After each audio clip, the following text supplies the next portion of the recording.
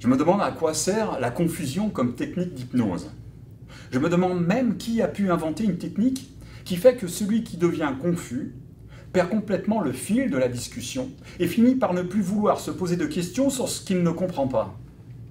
Je crois en fait que c'est un homme qui parle de la confusion en psychothérapie, se nomme Pierre Janet, décédé en 1947 à Paris, médecin, philosophe et psychologue, qui a aussi créé le terme de subconscient.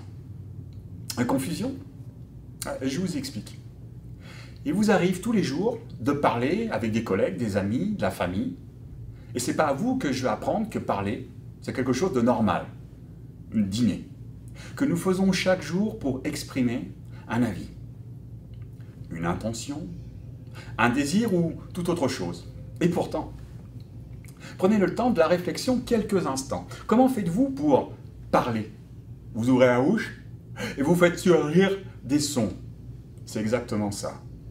Chaque émotion, stimuli que vous désirez exprimer est analysée par une partie de votre cerveau, où les mots sont construits, ici dans une zone nommée aire de Broca, puis transformés par des fibres nerveuses appelées faisceaux arqués. Ce faisceau entraîne ces mots dans une autre zone, où les mots sont ensuite mis en ordre logique dans l'aire de Wernicke.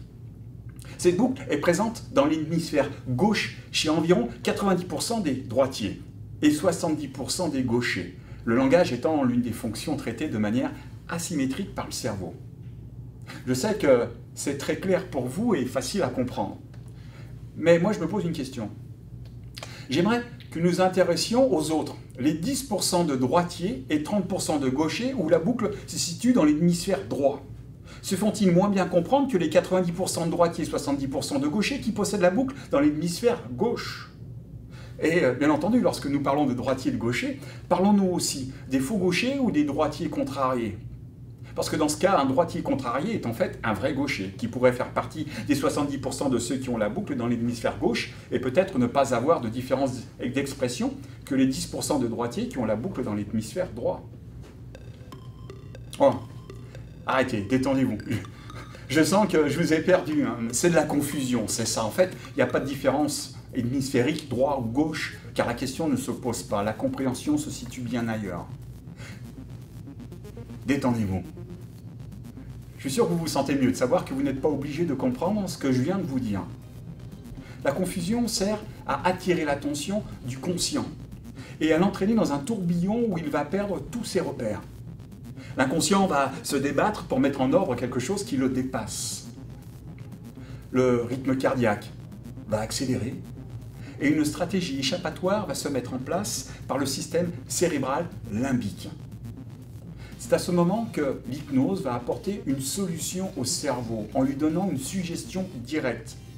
Très facile à comprendre que le cerveau va exécuter immédiatement pour s'échapper de la tourmente.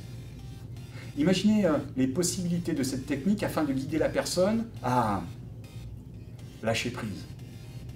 Retrouvez le moment maintenant. Je vous ai souri, je vous ai dit hey, détendez-vous. Retrouvez le sentiment qui s'est détaché de vous et le nouvel élan d'intérêt qui a surgi.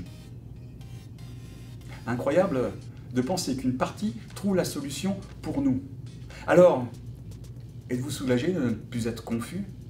Êtes-vous détendu d'avoir retrouvé votre zone de confort? Confusion ou pas? Faites confiance à la partie qui sait.